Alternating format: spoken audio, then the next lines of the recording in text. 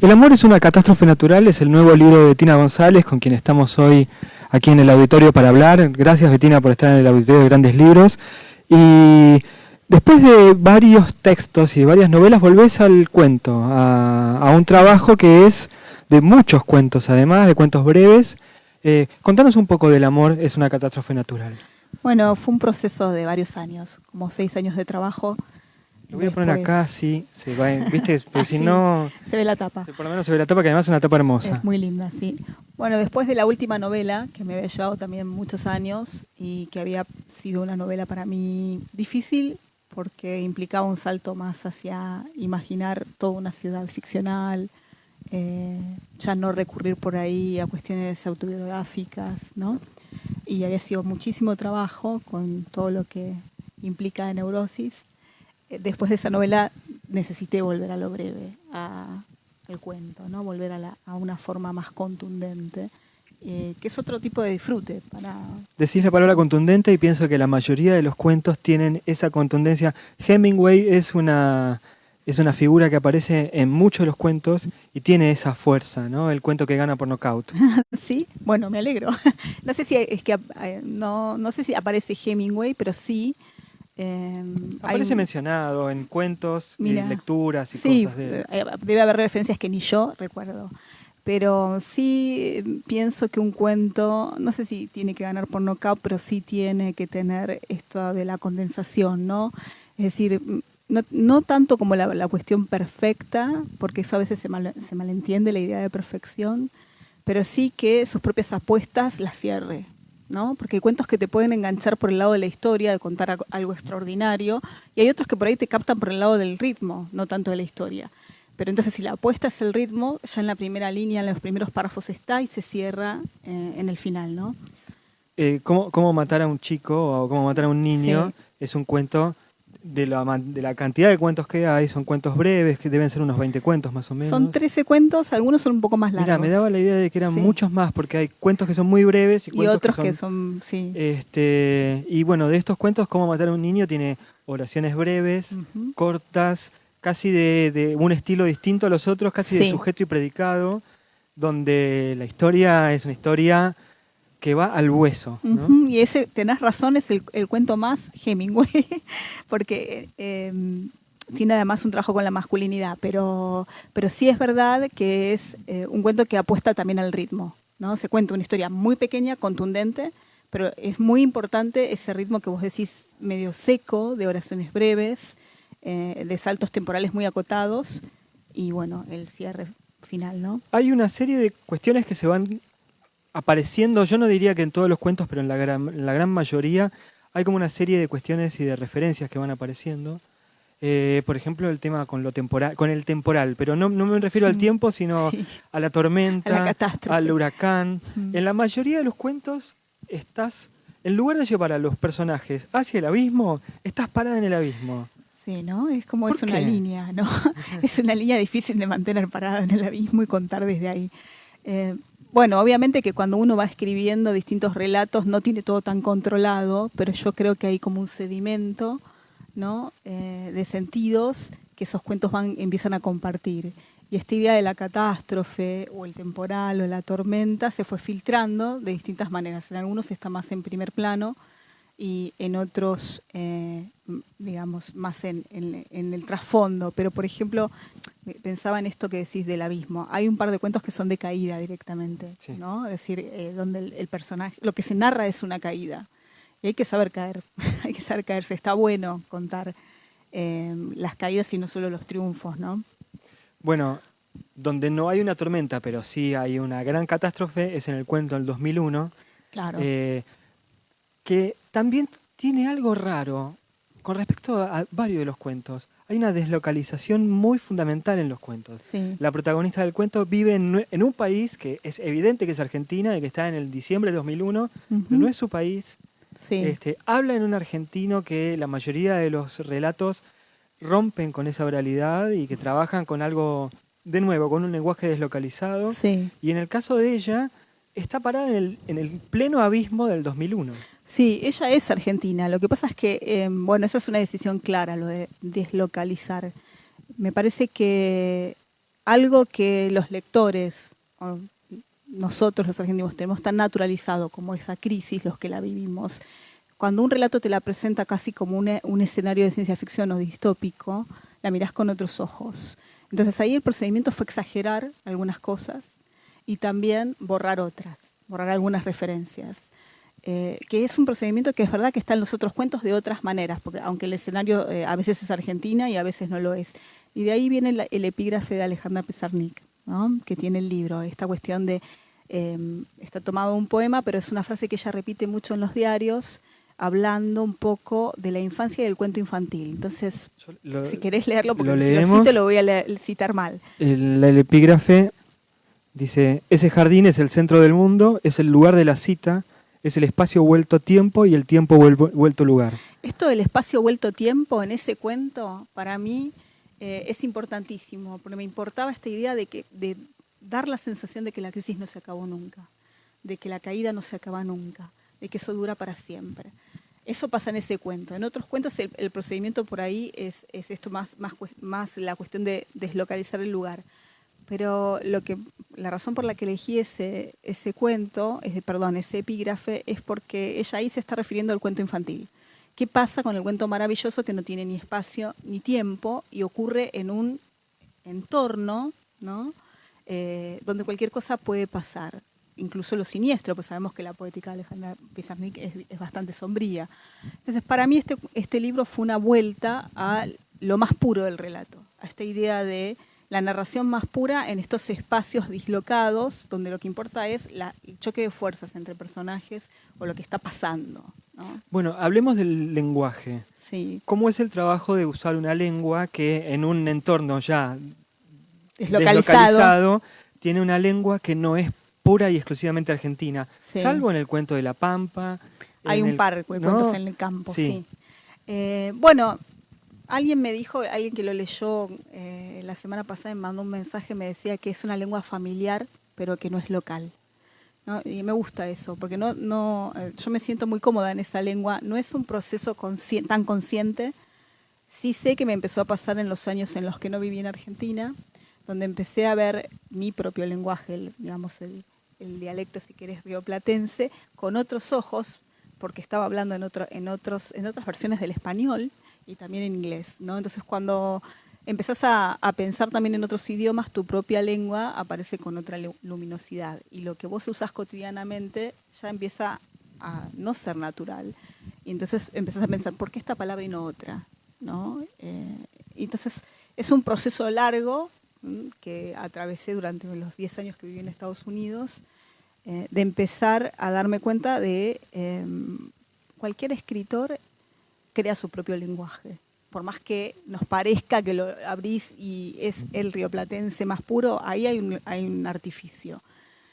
Bueno, no es necesario que tu artificio sea, digamos, una construcción que vos tomes como instantánea, ¿no? Está bueno ser consciente del artificio que estás creando.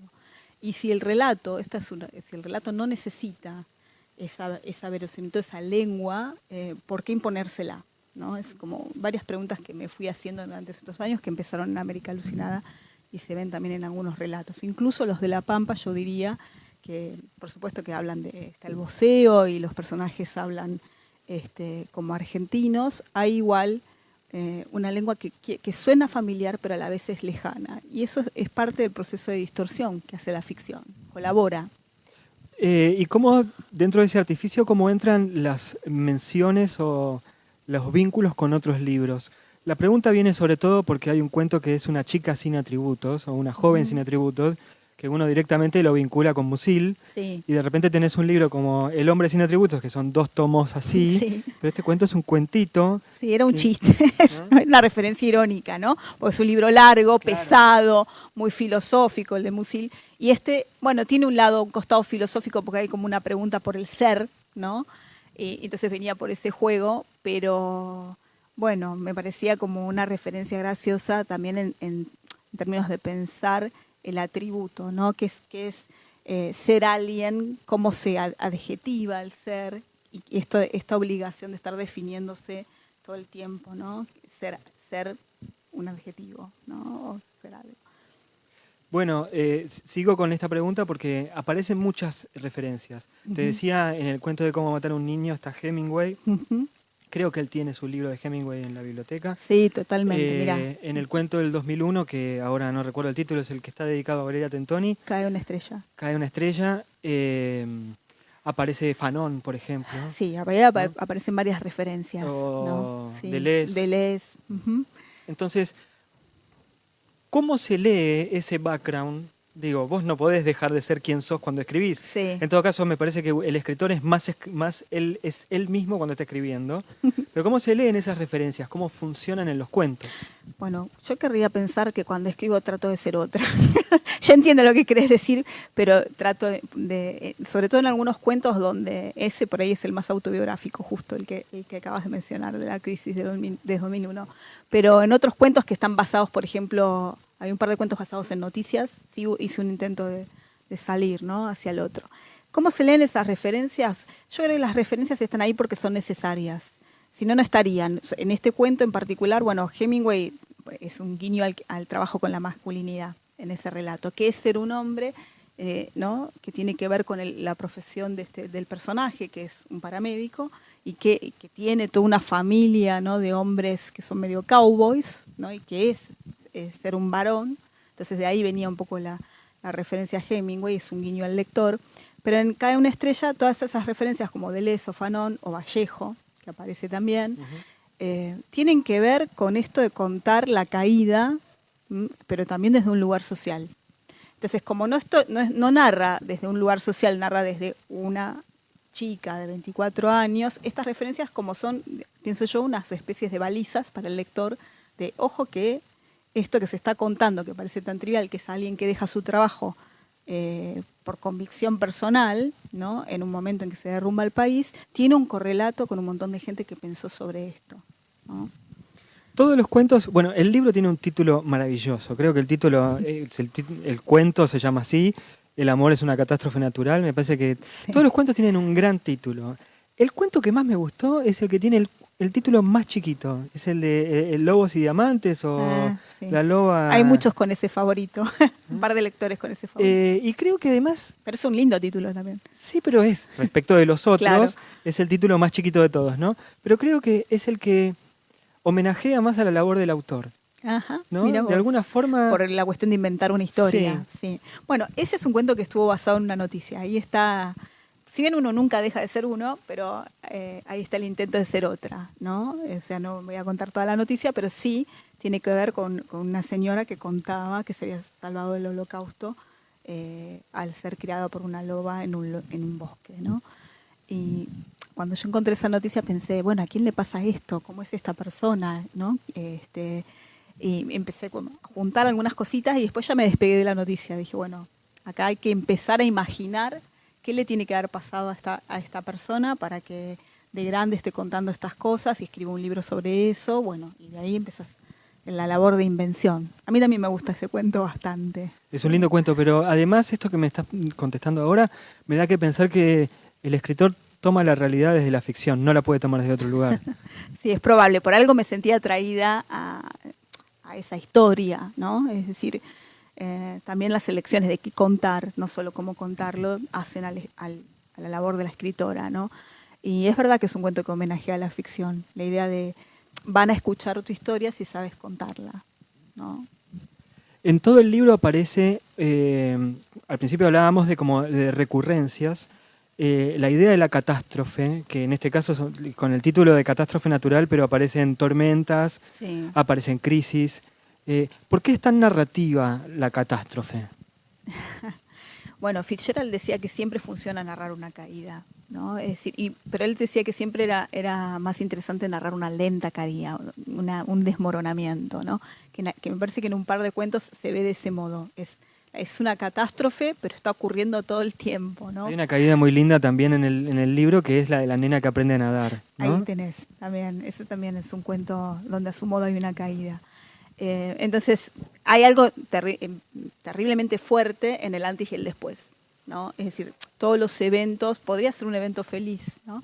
Pero es una catástrofe implica una gran transformación, ¿no? Y ahí ya hay una matriz narrativa muy fuerte. Y como te decía, este libro fue un intento de volver a lo más puro del relato. Bueno, esas estructuras son muy puras y funcionan, ¿no? Arman una historia.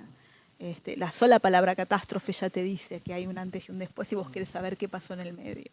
Bueno, esa pulsión de lo más puro de la ficción, de qué pasaría si mañana te echan del trabajo, qué pasaría si hay un huracán y te quedas sin nada. Bueno, eso creo que fue un intento consciente de trabajo en este libro. ¿Qué es lo más difícil en una voz narrativa? ¿Contarlo desde la voz de una chica, por ejemplo, en el primer cuento, que es una nena, la voz de un hombre, la voz de una mujer, la voz de una tercera persona? No sé si las voces son lo más difícil. Para mí, porque hasta hace relativamente poco me consideraba novelista más que cuentista. Para mí el gran desafío es que el cuento no se dispare y se vaya por las ramas. A veces me enamoro demasiado de los personajes o de ciertas situaciones y me doy cuenta que se va ramificando. Pasó en uno de estos cuentos que se llama La sombra de los animales, que empezó por un lado, es uno de los últimos. Por otro, sí. Y me costó mucho ese cuento, estuve muchos meses. Además es un cuento largo. Es un cuento largo, con casi 20 páginas, ¿no? Podría haber seguido, se nota que podría haber seguido, pero me costó mucho cortar ciertas ramitas de la historia. Entonces el desafío de condensación, de contundencia, es el que a mí me parece que, no sé si me cuesta, pero es por el tipo de historias que me interesan y por mi acercamiento a las historias, es lo que más me cuesta, ¿no? Es decir, elegir. Es que escribir es tomar decisiones, ¿no? Entonces, a veces cuesta, te querés quedar con todo. Y yo creo que los momentos de mayor parálisis o de frustración en mi escritura tienen que ver con no querer tomar decisiones, querer conservar todo. No. ¿Vos das clases, das talleres? Doy talleres. Sí, porque las definiciones de las respuestas son como definiciones de mira, ya la tendrías que haber, ya se las habrás dicho a algún que otro alumno. No, en realidad mis alumnos saben que lo que les digo es lo que me digo a mí misma. O sea, uno cuando enseña también transmite una práctica, no hay una teoría. Y lo bueno de aprender con un escritor, con cualquiera, a diferencia de alguien que por ahí solo es un profesor o un lector, es que ya se enfrentó a los problemas que por ahí vos, en tu texto, te estás tratando de enfrentar. Y los pensó y tuvo respuestas para eso, no siempre la misma necesariamente. Entonces, creo que de ahí viene una sabiduría del hacer, nada más. Hay en nuestra generación, nosotros compartimos generación.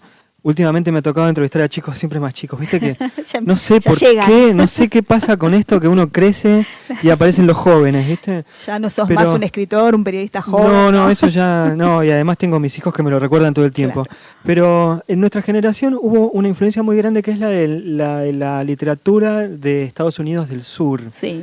Yo no sé si es tan presente en lo tuyo eso. Seguro como lectora, pero no por lo menos en este trabajo con estos cuentos. Porque bueno, quizás fue una influencia muy de juventud. En mis 20 sí, es lo que más leí. Tanto Carson McCullers como Flannery O'Connor. Bueno, ciertos cuentos de Flannery O'Connor fueron muy importantes para mí, además de su teoría en general de la ficción. Pero lo que creo que me quedo de eso es esa gran pasión de esos escritores por contar historias. O sea, un cuento o una novela que no cuenta una historia a mí no me atrapa, y sin embargo hay teorías del cuento o poéticas del cuento que van hacia solo la atmósfera, hacia lo mínimo, ¿no? Y eso a mí, como lectora, me deja muy afuera. Te lo decía sobre todo por el cuento que ahora, por supuesto que no me acuerdo los títulos, pero el de La experiencia de la Pampa, no me acuerdo, sí. ¿Se llama así? La verdadera experiencia de la Pampa. La verdadera experiencia, que me parece el personaje es casi Bioy Casares. Ah, mirá, eso, ¿no? Yo lo tomo como un relojio. Hay muchos guiños al Grupo Sur en ese relato.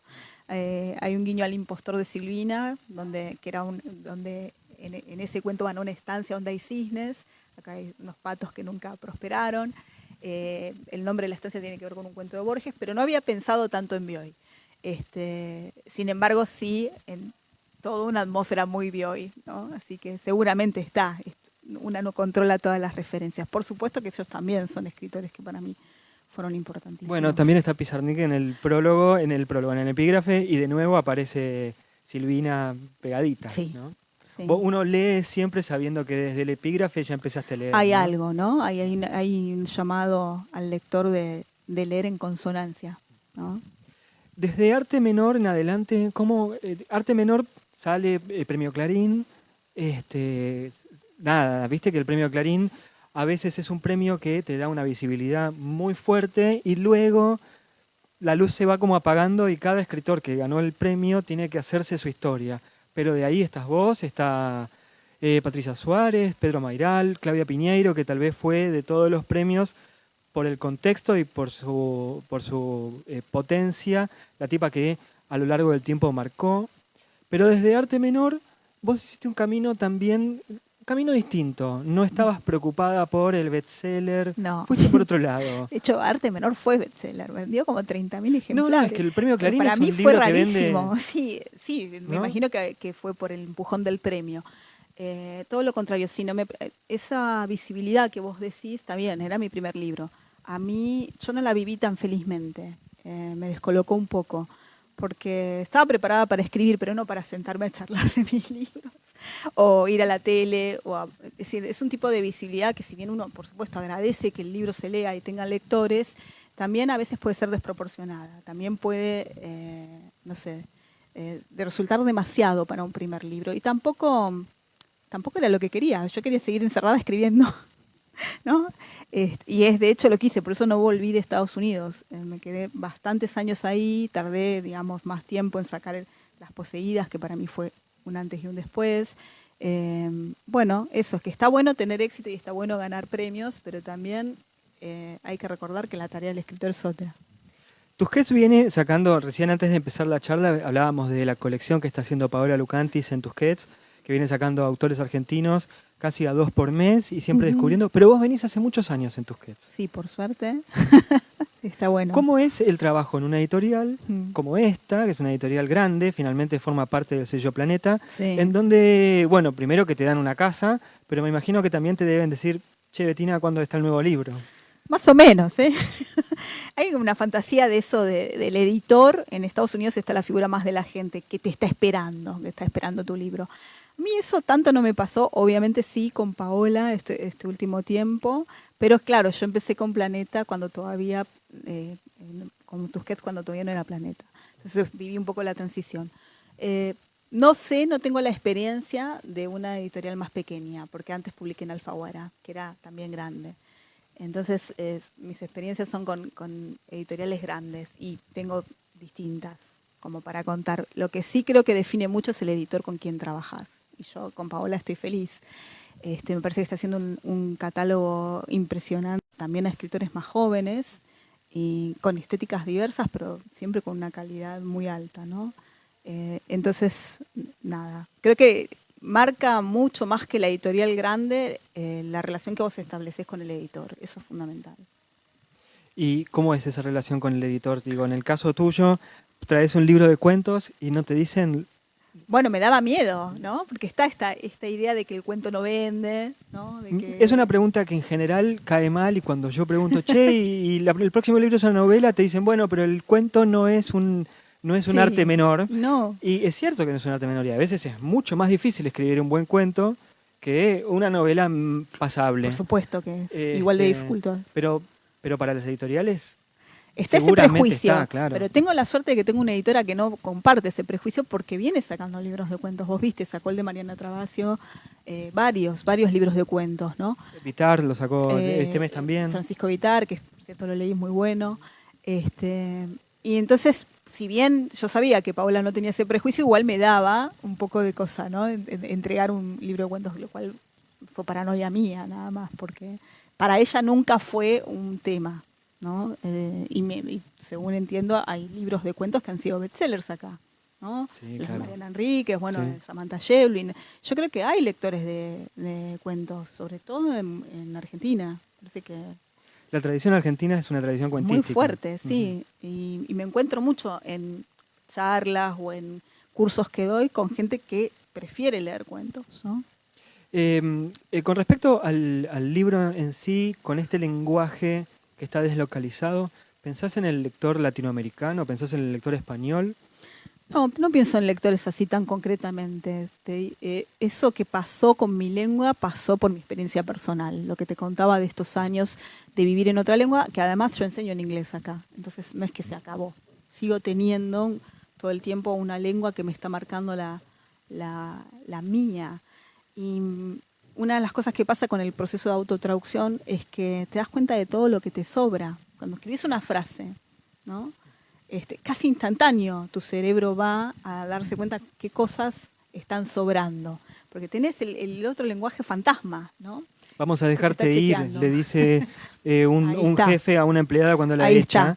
Y vos decís como si estuviese resignado a no darme la libertad, ¿no? Claro, y fíjate que eso es un juego de palabras que el que sabe inglés lo capta desde otro lado, pero el que no sabe inglés también lo capta, ¿no? Entonces esos como rincones donde te podés meter cuando hablas dos lenguas son muy interesantes para mí. Es como estar en el abismo, lo que decías antes del abismo a nivel temático, esta cuestión de ir en una cuerda, ¿no? entre dos lenguajes, le da una riqueza al tuyo que no la tendría, a menos en mi caso, si no estuviera ese conocimiento, ese saber, esa vivencia del otro lenguaje, ¿no?